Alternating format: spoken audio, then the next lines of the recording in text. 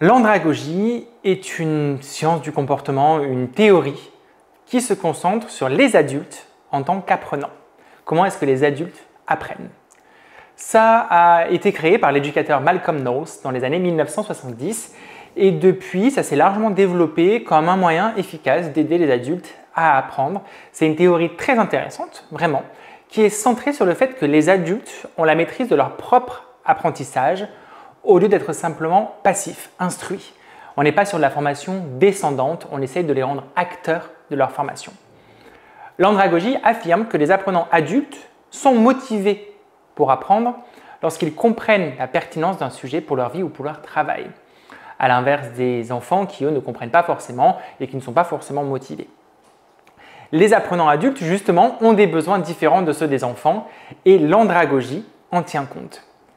Au lieu de mettre l'accent sur la mémorisation par cœur, un peu trop scolaire, elle insiste, l'andragogie, sur les compétences et les capacités de résolution des problèmes. On va les mettre dans des mises en situation pour résoudre des problèmes. Cela permet aux adultes de prendre les informations qu'ils apprennent et de les appliquer de manière significative dans leur vie ou dans leur carrière, bien sûr. Les apprenants adultes ont également tendance à être autodirigés. Ils n'ont pas besoin qu'on les manage, entre guillemets. Ce qui signifie qu'ils peuvent prendre des initiatives, prendre des décisions dans leur propre processus d'apprentissage sans avoir besoin des conseils ou des instructions d'un formateur.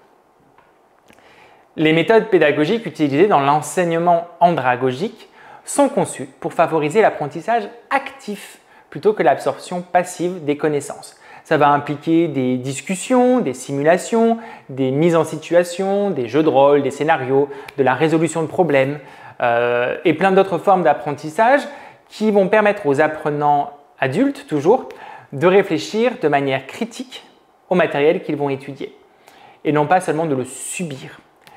Les techniques d'enseignement, les techniques de formation doivent être adaptées aux besoins et aux intérêts de chaque apprenant afin que le matériel soit pertinent et engageant pour eux. Il va falloir adapter votre formation aux expériences de vie de chacun.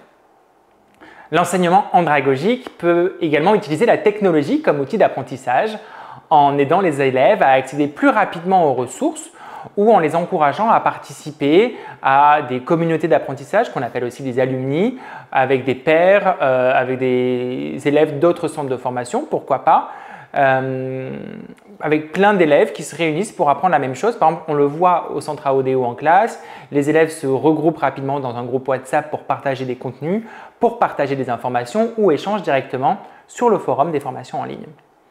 Ce type d'enseignement aide les apprenants adultes à rester engagés dans leurs études tout en leur offrant la flexibilité dont ils ont besoin pour concilier travail, vie de famille et d'autres engagements que chacun peut avoir en dehors des formations. Dans l'ensemble, l'andragogie, c'est un moyen efficace pour les formateurs d'aider les apprenants à atteindre leurs objectifs plus efficacement que ne le permettent les techniques d'enseignement traditionnelles.